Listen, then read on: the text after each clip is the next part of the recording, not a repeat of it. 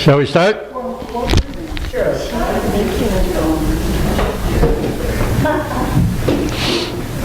Amakora aloha mahalo. Welcome to our Sunday talk story. My name is Serge Kahili King, and I represent a nonprofit organization called Aloha International.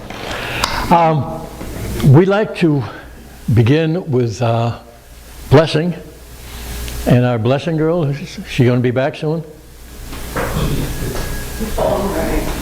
Oh, her phone rang. Oh, okay. I didn't know whose it was. Okay. All right. This is Lois, one of our staff. Okay. Aloha. Aloha. Aloha. Today's Serge is going to be talking about fear. And when I'm in a state of fear, the first thing I try to turn towards is love. And the chant that I want to share with you speaks a little bit of love. And I want you to join in with a little meditation at the same time. So I want you to imagine yourself at Kahili crater. We often sing this chant in the very early morning hours as the sun rises. And it's a song about, in part, about Pele and her youngest sister, Hiyaka, who wakes her. She's the only one that Pele will let wake her up in the morning. And so this song is very beautiful, and I want you to go inside and imagine yourself on a sunrise morning overlooking the crater and breathing in the beauty. Aloha kalai kawapene kalapu no no ikamakau kalekua ua hiolani pele ua mali e he nawe ike nakapoki e aloha e alai e aloha e alai e aloha e alai e pele. In a moment, breathe in the beauty and send that beauty around the world. Mahalo. Mahalo. All right. We'd like to begin talking about our topic with a story. Now, this is a story. Well, let me start in the traditional manner. Ika wakahiko, mamualoa o kapena kuke.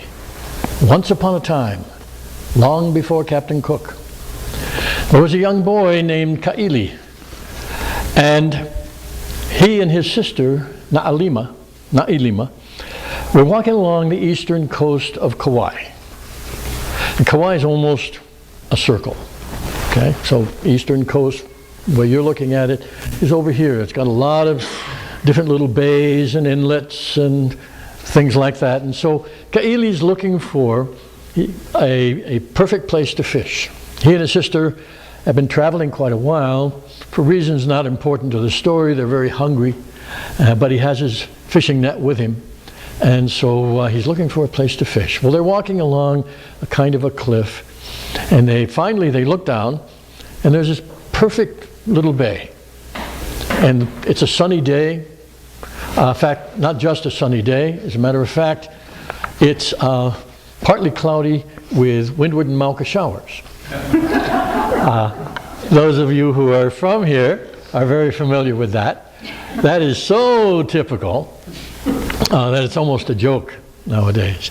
For those of you not familiar, windward, which you hear a lot if you're here for a while, refers to the eastern side, and most particularly when the trade winds are blowing.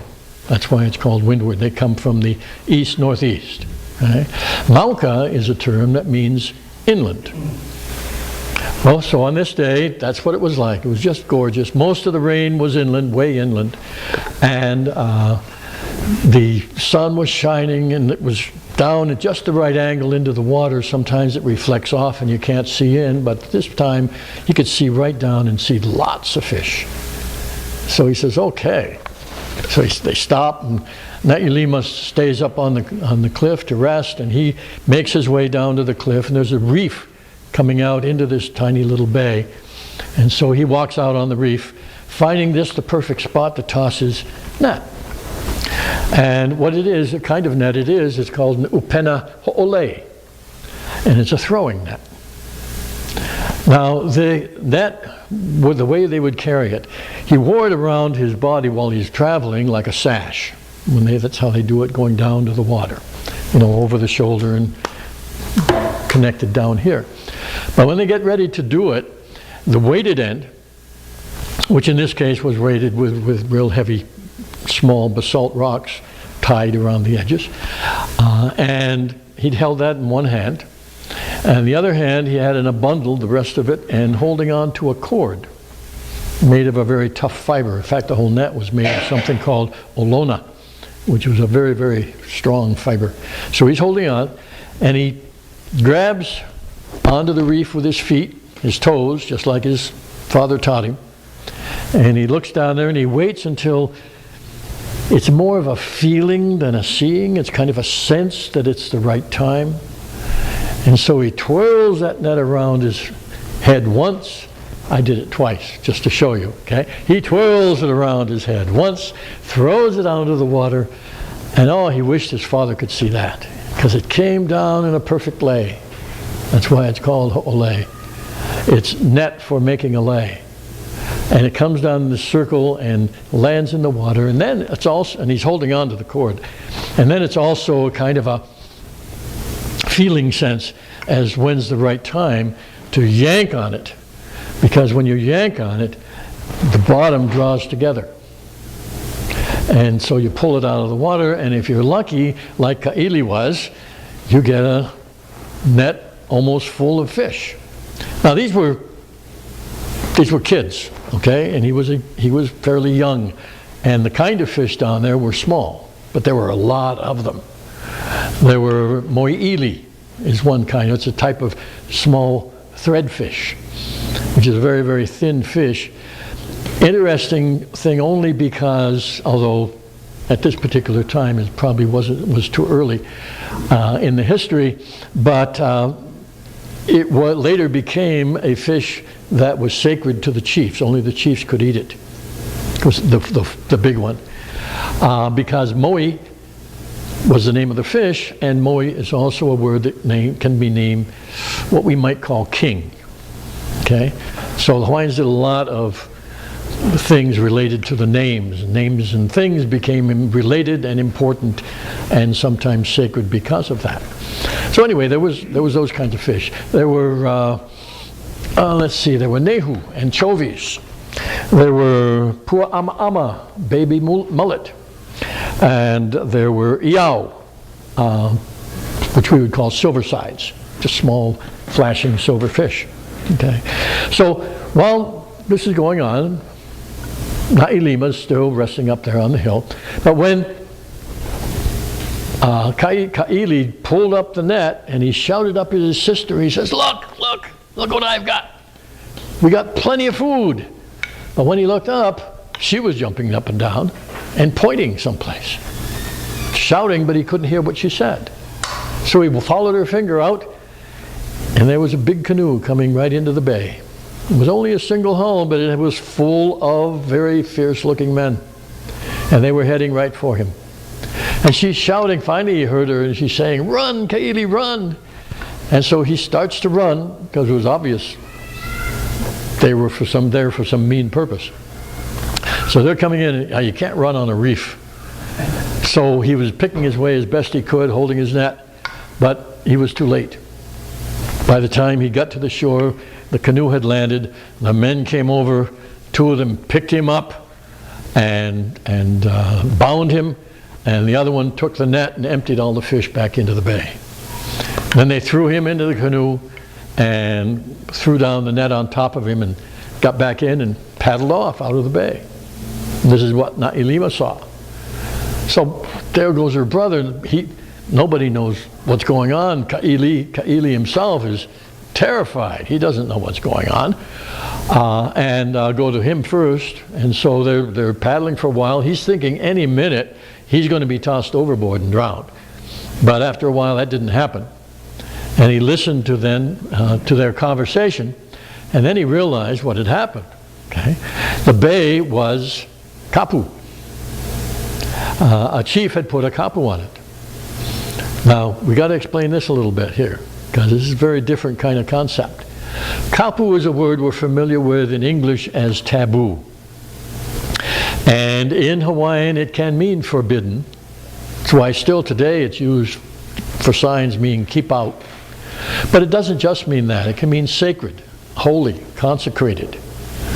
And these were the rule of law in ancient Hawaii. They had kapus, okay? And it was regulations and rules about everything.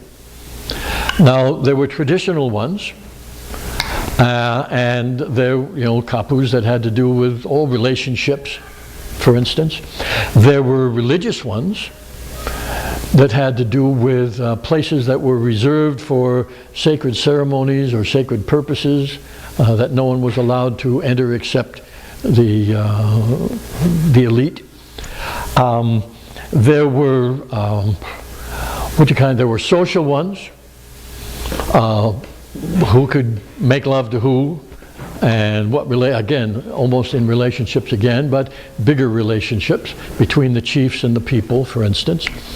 And there were arbitrary ones.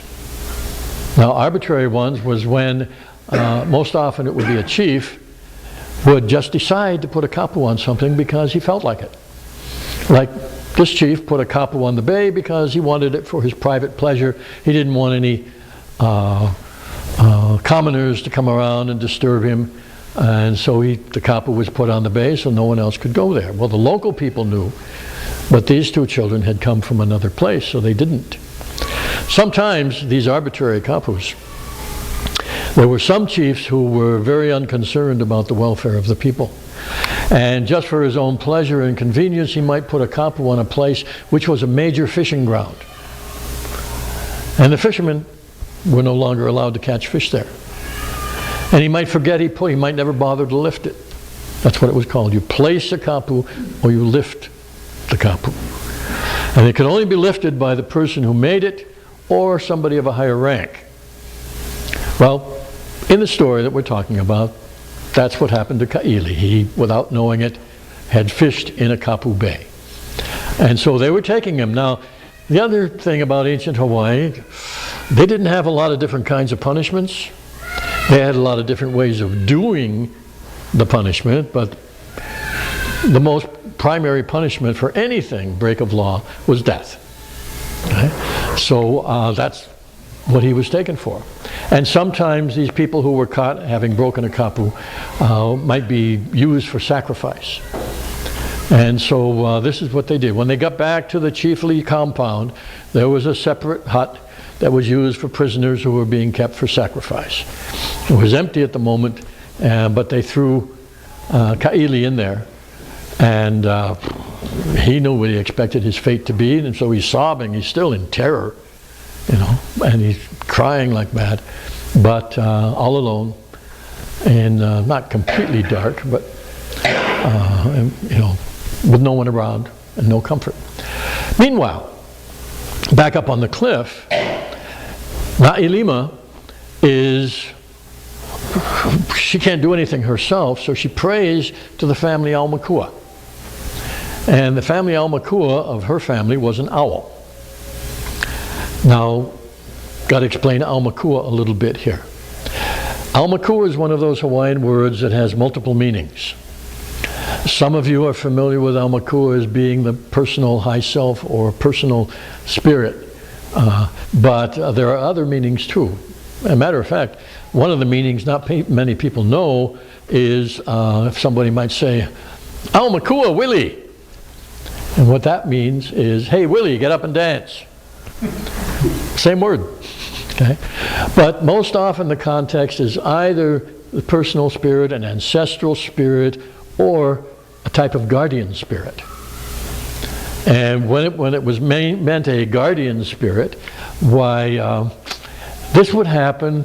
Sometimes a distant ancestor would have an encounter of some kind, of some positive kind of encounter, sometimes life-saving encounter with something.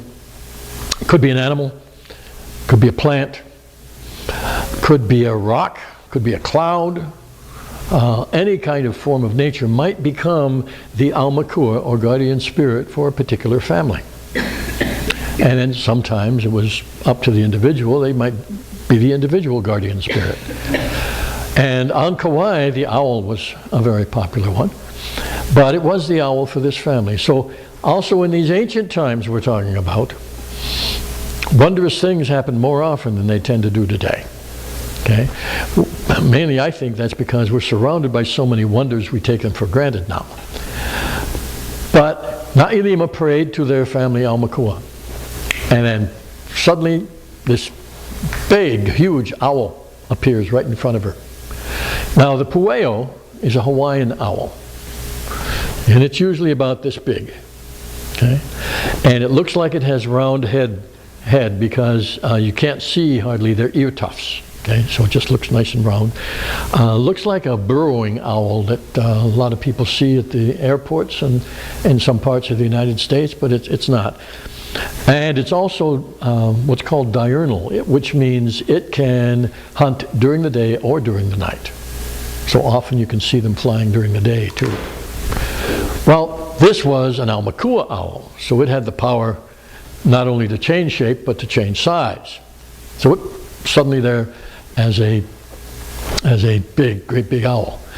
So she pleaded with the owl to help, because she told the owl everything that happened, and the owl just looked at her with a very wise looking face and then flapped its wings, leaped up into the air and flew along the coast till it, remember this was meanwhile, so the canoe is still going and the owl follows the canoe until it lands at the chief, and he saw what happened to Kahili.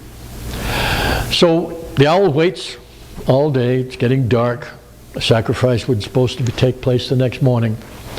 And then the owl flies down silently, goes into the hut. And I know some of you people who aren't familiar with magic will say, how did he do that? Magic.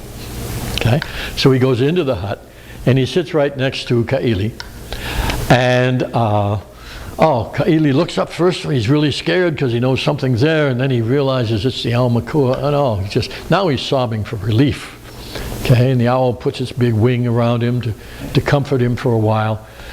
And then, using its beak and its talons, it rips off the bonds, frees the boy, makes an opening in the side of the hut, and pushes the boy out. Well, the owl comes out immediately after, and Kahili's he wants to run. And the owl leaps over in front of him and beats him back with his wings. And Kahili doesn't know what's going on, and he tries to run again, and no, the owl stops him. About 3 or 4 times this happens. Finally, the kid, something's going on. The owl wants me to do something, and after a little bit of confusion, finally, Kahili realizes what the owl wants him to do is walk out of the camp, or out of the compound area, backwards. Kahili's trying to get away in the middle of the night, and he's trying to walk backwards over rough terrain. It's not a road, but that's what the owl wants, so he does as best he can, as fast as he can, which is not very fast. So this goes on for quite a while, and they're getting further into the uplands a little bit, and then shouts come because somebody has realized that the prisoner has escaped, and you can hear shouts down from the compound. I keep saying compound, not village. I just want to throw this one in a little bit. Ancient Hawaiians did not live in villages. Okay? They lived in family compounds. Sometimes there might be a wall around it, sometimes not. But they were not tribal, and they did not have a clan. They had families. And so that's why I say compound and not village. Village is a whole new concept for Hawaii, relatively speaking. Okay? Back. So they heard the noise coming from the compounds. And Kahili reaches, he's still going backwards, and he reaches this rock and he hears his sister whisper, "Kahili, come in, hide here." So Kahili runs over there next to his sister and hides. The owl, meanwhile, is still on the path, uses his wings to sweep away any traces of that recent footsteps leaving the path, changes side and goes and sits on top of the rock and waits. Well, here come the men with torches. Of course, when they say they're making torches out of the seed of this kind of thing called kukui. And they would take a bunch of kukuis, the little seed here, and put them on a strong piece of bamboo and pile them up one over the other. And then they take about a dozen maybe half a dozen clusters of these and tie them around a stick. And that was a Hawaiian torch in the old days. Very smoky, but it did give light. So they're running up the path and they reach this spot and they're looking around. Where did he go? Where did he go? And then one of the warriors with the torch looks down and says, "That sneak, he came around us and went back to the other way to fool us. There he goes." So they all rushed down and followed the path back down to the compound, which of course is why the kid was walking backwards, in case anybody didn't get that. Okay, so they were all the way back down to the compound, and Kahili and his sister Naima rushed out and ran back to their home, which was in the opposite direction.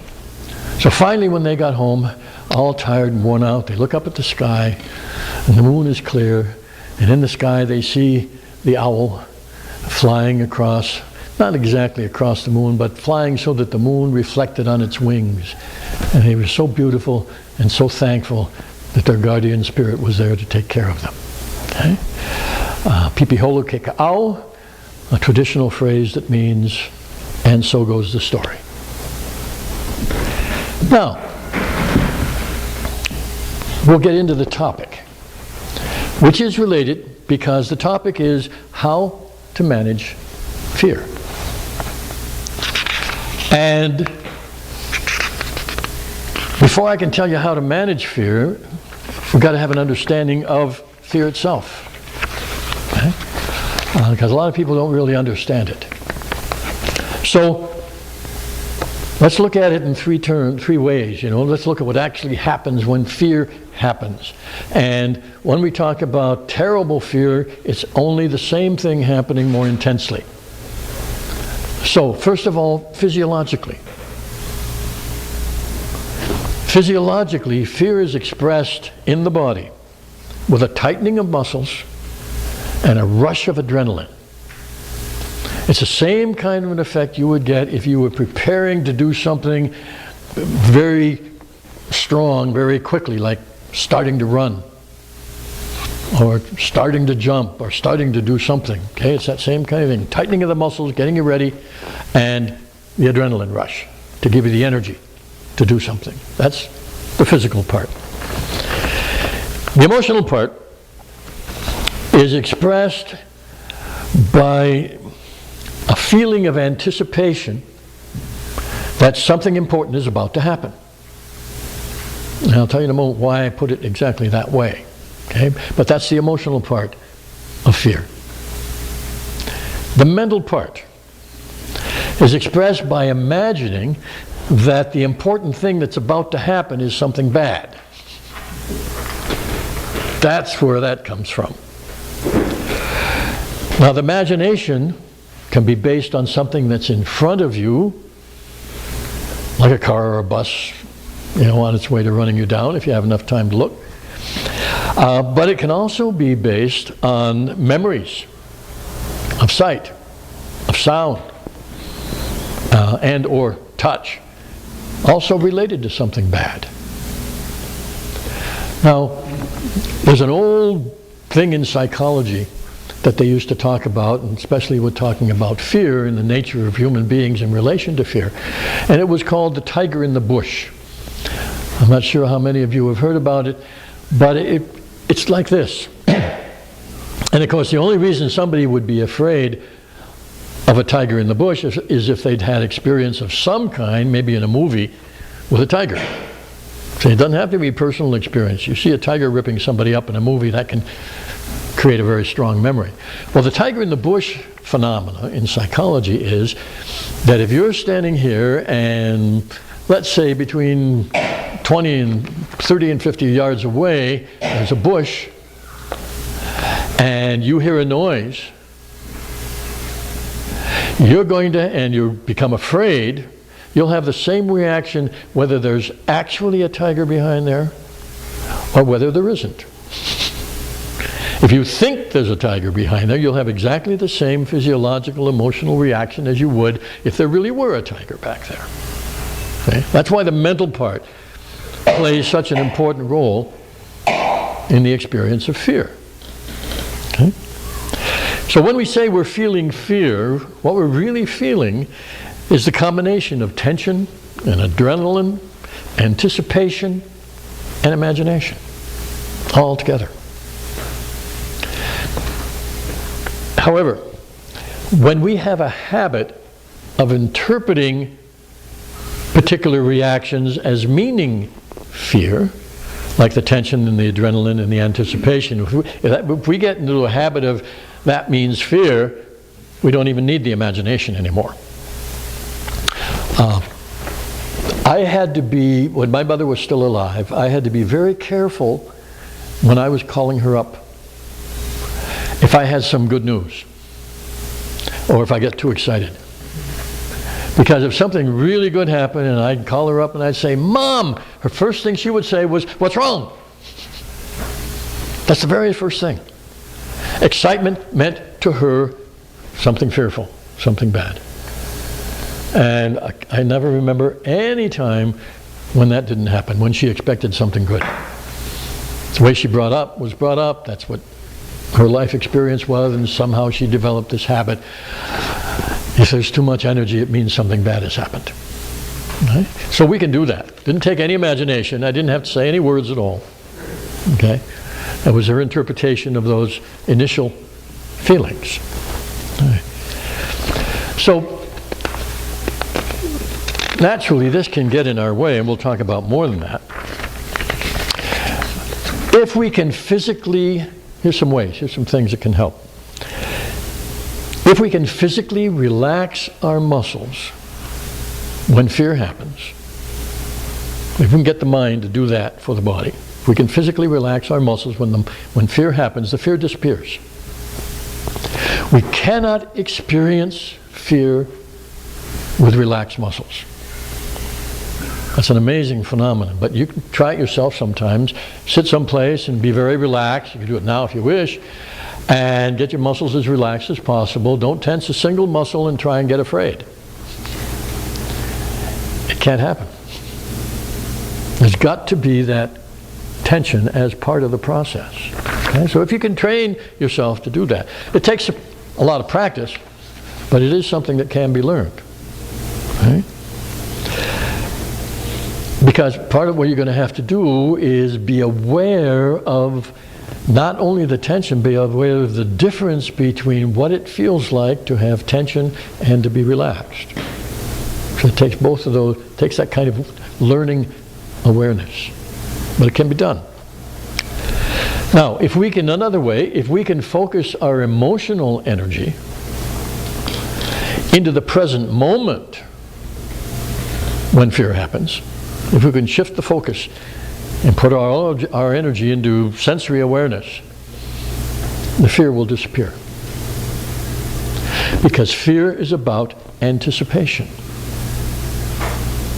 And if you bring yourself totally here, there's no anticipation and there's no fear.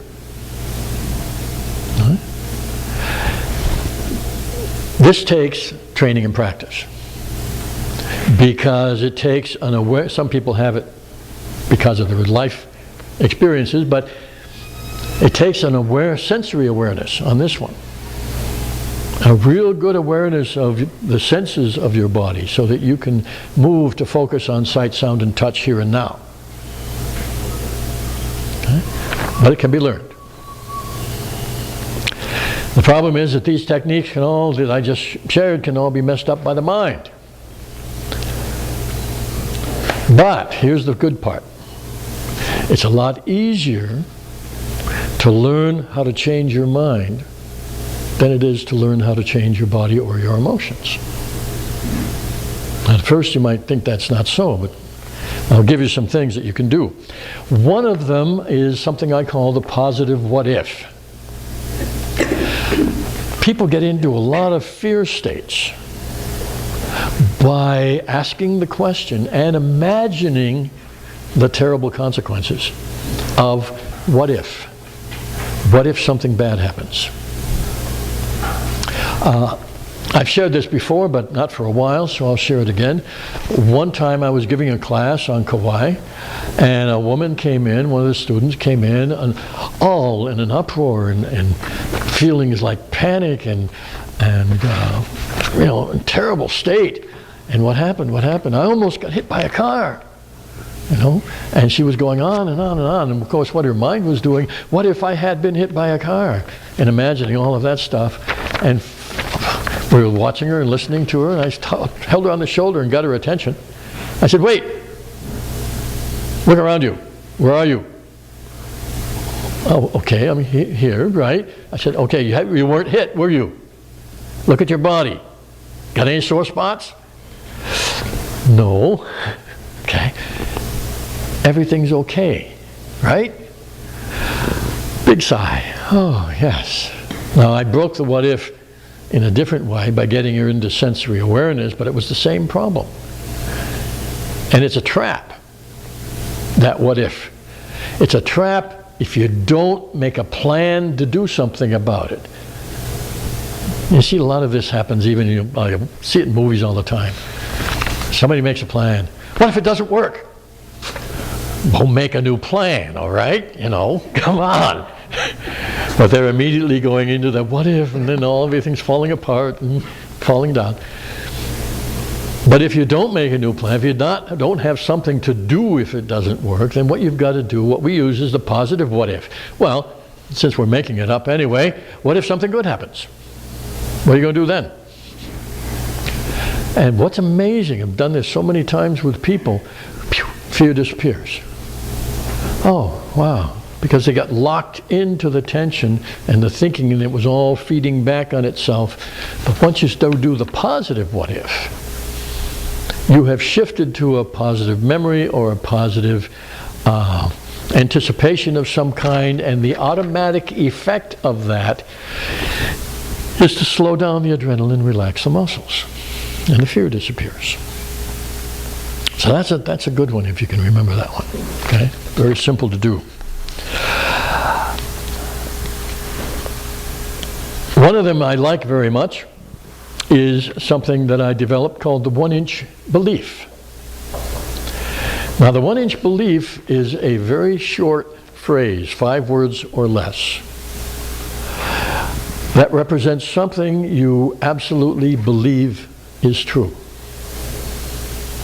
And now this only takes a little practice. You have to pick something, and it doesn't have to be the same thing all the time, but usually if you can pick something that you don't doubt and just repeat it enough or be familiar enough with it so that it can come to mind when you need it, this is amazingly effective. It would be something like, I'll tell you how it works in a moment, but it would be something like, depending on the individual, it's going to be something you believe. The sky is blue. Another one might be, love is good. I am here right now. That's 5. Okay. If you can find something that you have no doubts about, it's almost like magic, because when no matter what state you're in, if you begin repeating that truth to yourself, your body will relax, you'll feel centered, the emotions will calm down, the fear will disappear. Because your subconscious, let's call it that for the moment, feels a sense of great security that there is something that is true, and it has no doubt about it. It does something to your whole system. It's a very powerful technique. If you're a therapist, This is wonderful for helping people get out of panic states and other kinds of emotionally traumatic states very quickly. Okay? I call it the 1-inch belief because I borrowed the term from a martial arts movement from Bruce Lee. He had a movement where he would gather all of his energy in his fist and move it 1 inch and be able to knock somebody away. And I tested it on my oldest son one time. It really worked. Okay? I had him with a big telephone book in front of him, you know, and I thought he would just go back a couple feet, but fortunately it was in the kitchen, the floor was not really hard, and he flew back 5 feet and landed on his back. Didn't hurt him at all. But, oh, wow. Well, then something short and powerful is what I took from that. And that's what this few words of truth, your truth, can do for you. Now there's one more thing we have here. It's called the positive thought form. This is imagining yourself surrounded by something or something next to you that gives you a sense of or feeling of confidence. Now when I say something like this, a lot of people start thinking of something called the white light of protection. This is imagining a white light around you that protects you from all bad stuff. I do not recommend that. All that does is reinforce the fear. What we would recommend would be a white, doesn't have to be white, doesn't matter what color it is, or even a color. It could be a field, a light of confidence, a light of power, a light of strength, something like that is going to be far more effective. Okay? Far more effective than the protection thing. Okay? Now, it doesn't have to be that either. You can even imagine a nearby companion. Superman, Spider-Man, Wonder Woman, angels, something that you can really believe is good and helpful, and imagine that vividly, and you're going to, your what we call it ku, but it's your subconscious, is going to relate to that. If you don't question it, it's going to relate to that as a source of power and strength and help, and it's going to calm down. Because the essence of fear is helplessness. That's what brings it on. And that's what makes the people, when they got so fearful that they're in panic and they can't move, it's a feeling of helplessness. And that's what you want to find some way. All these other things help you get out of. And so imagining companions is another way to do that. There are lots of other possibilities. These are just a few to get you started, but they really work. Finally, I just want to mention one thing at the end. I want to talk about the idea that fear is natural and can somehow protect us from harm.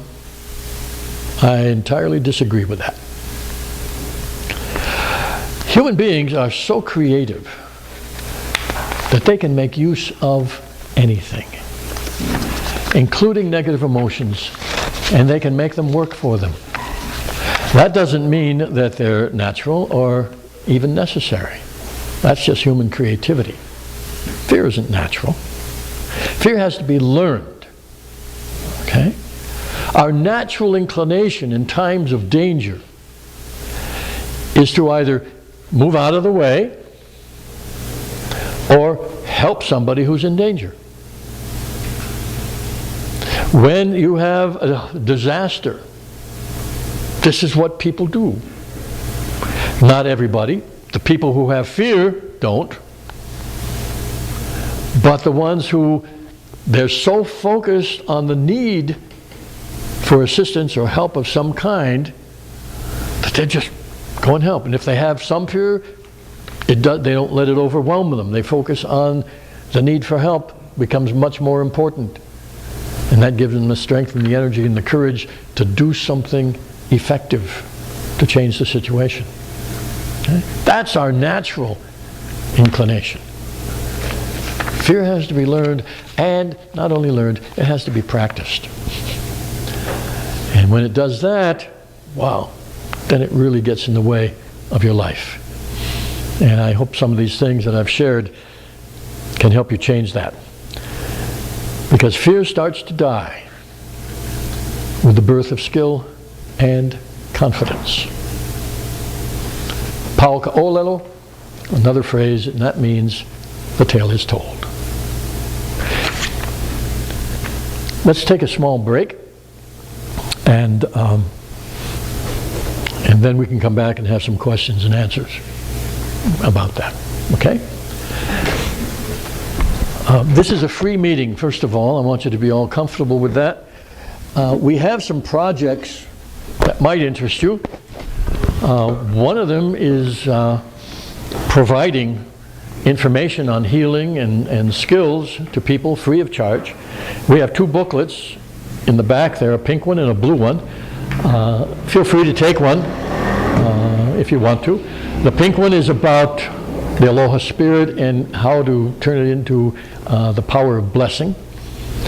And the other one is a book, a little booklet on something called Help Yourself with Dynamine. Dynamine is a fantastic healing technique. And so we send these booklets out free to anyone, any individual all around the world, no matter where. We also have 25 translations in 25 languages online for free download. We have a distant healing service, for anyone who's familiar with that. That's no cost for that either. People can email us, and we have a team that works on helping people with whatever their problems are. And we have a website that has over 300 articles on this knowledge. That's free access to anyone. Don't have to be a member, okay? Just go there and read it if you want to. So we have a lot of these things. If any of these interest you, pass the calabash, and you can give a donation if you like. We're also going to finish. Hey, like the new baskets? Yes. Okay, all right. They're still a little heavy, but not as heavy as the others. We're going to have a healing at the end of this. That is a healing for yourself and people you care about. And these stones are empowered with all the healing energy of many, many, many other people for years who've been doing the same thing. So I'll pass these around. Pick one. Trust the one that jumps into your hand. So while these are going around now, we can have some questions or comments if you have any on what we're doing.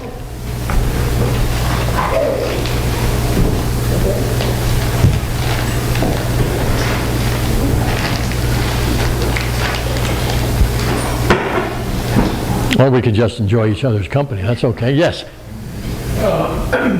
How does love figure in as an antidote to fear? Oh, sure. If you know how to love.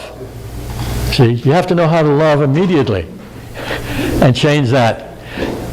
The essence of, we talked about the essence of fear is helplessness. That helplessness comes from a sense of separation caused by the unrelieved tension in the body. Okay? Love is connection. And there can be tension in love, but it is tension release, tension release, tension release. Okay? If you don't have that release, you get stuck. Okay? So you can get the same equivalent of love from some of the things that I talked about. Connection with your sensory present, connection with your body by learning how to relax, or even your emotions. But if you can and if you have something or someone you love, like for instance, I talked about the people who go to help other people. Okay? That's a loving act. And they do that because they see a need. And the natural love that human beings have comes out and leads to the action. It's a feeling of connection that's there. Now, you can learn how to recall that, is a better word, okay, in times of high stress, and get out of that stress very easily. But you have to know how to use love in that kind of a situation. So that's almost like an emotional learning process. Yeah. A lot of people can't do it instantly. Yeah. Anything else? It's such a hard word, love, because it means so many different things to different people. Well, that's why we like the Hawaiian translation, which is so clear and simple. What she said was that, love is a hard word because it means so many things to so many different people. Well, yeah, so we like to use love in the Hawaiian word, which is aloha. Because aloha means to share an experience face to face in the present moment. And love is the good part. I just share an experience. Let me share a happy experience, because that's part of the word, oha. And love is the good part of any relationship in this way of thinking. So when people try to add jealousy, jealousy comes from anger and fear. That's not love. Okay? Love is always connection, good connection. And so when you learn this way of thinking about love, then you don't have to get caught up in all that other kind of silliness, which is fear and tension and anger and stress. That's not love. So the strokes versus the games. The strokes versus the games in TA. Ah, okay. That kind of theory. Yes. Yeah. Okay. Anything else? Yes. Relationship between fear and punishment. Oftentimes, that fear is associated with some kind of punishment, something bad happening. Oh, sure. As a matter of fact, that's why there are some people who actually specialize in creating fear of punishment in the mind of someone, so they don't actually have to do any punishment. That's how voodoo works. Okay? And that's how it works in Africa. The fear itself is all that's needed, because the person's own imagination will create all the problems. Right?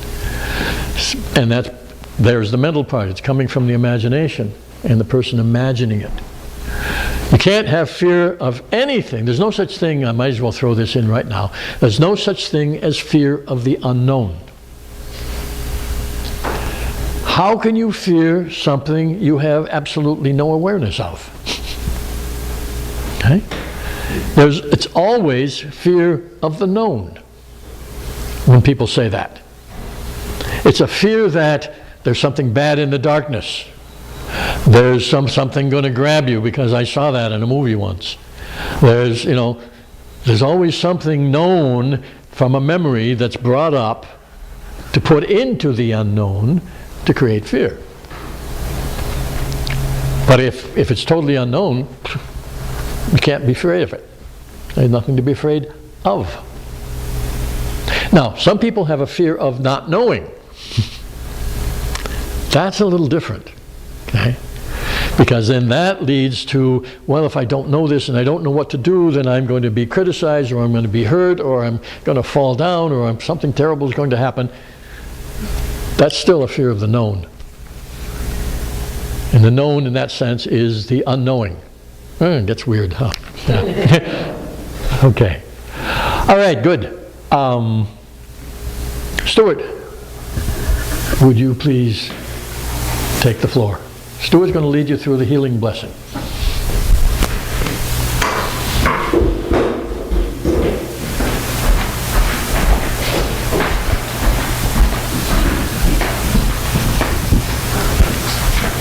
Aloha, everybody. So everybody has a piece of nature of some sort. Right, good. But I invite you to take a look at it. Just look it over. See what you see. Look at the shape, the color, the irregularities, the symmetry, if any. Feel the weight of it. Feel how heavy it is, or not so heavy. But be mindful of its weight. And be as present as you can to the experience of holding this piece of nature. Be as present as you can to the experience of this piece of nature.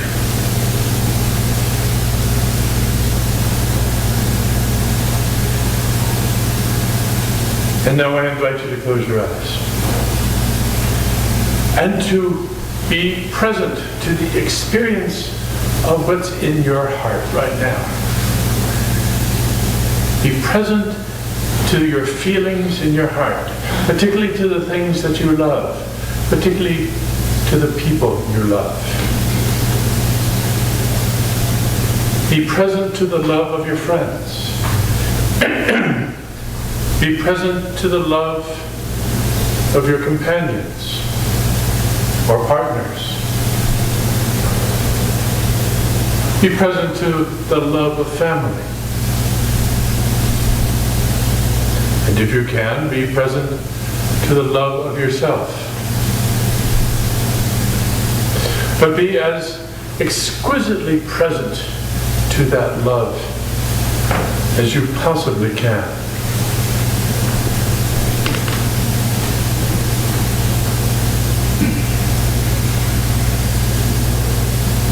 And allow that love, that experience of love, to spread beyond your heart, out throughout your whole body. Let that love spread into every cell of your body.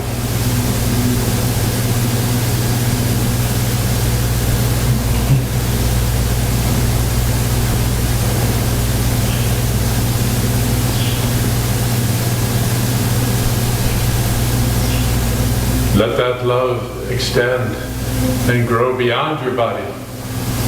Let your energy field be full of that very same love.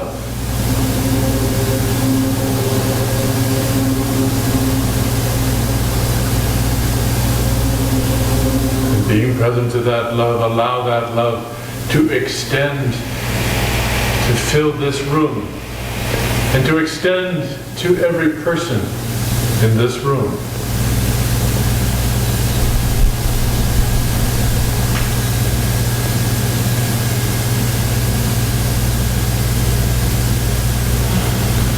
Go ahead and let your love extend beyond this room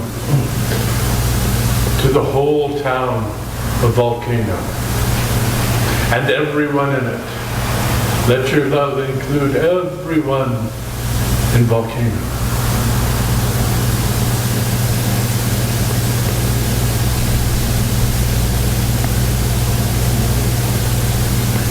And let your love go down the hill on both sides, down into Kahili and the people there, and down the hill, down to Mountain View and Kurdistown and Kale, down into Huna and down into Hilo. Let your love include all the people there.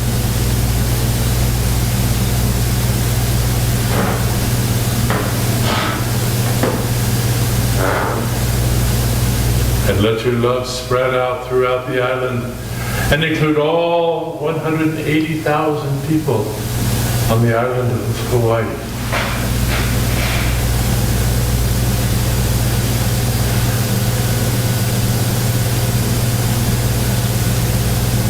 And let your love spread out across the ocean to the other islands, across the seas to the continents, and let your love circle the world and include everyone in it.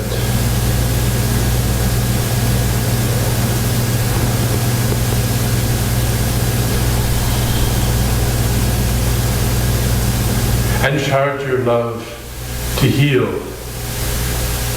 wherever possible. To help heal everyone in the world who needs it, if possible.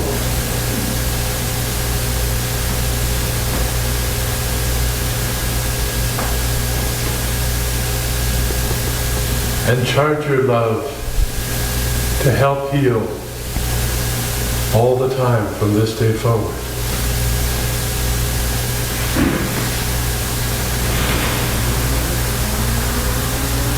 and enjoy and savor this wonderful feeling of sending love. We're inviting the world into your love. A wonderful feeling of love.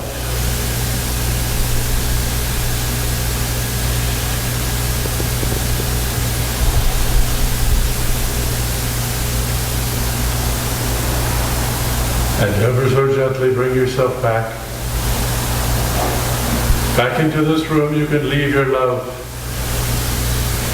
out in the world, but bring your attention back to this room, back to this little piece of nature in your hand. And before you put it back in the basket, put a little bit of your life energy into it with your breath,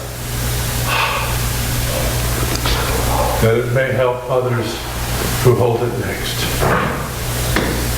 Mahalo.